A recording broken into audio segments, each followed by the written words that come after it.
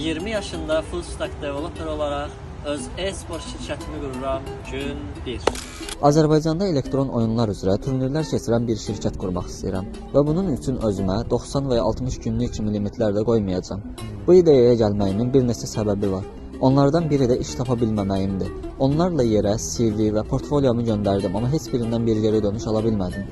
Digər səbəbim e-sport və startaplara olan marağım idi. Azərbaycanda da e-sport ekosisteminin zəif olduğunu görəndən sonra belə bir startap ideyası düşündüm.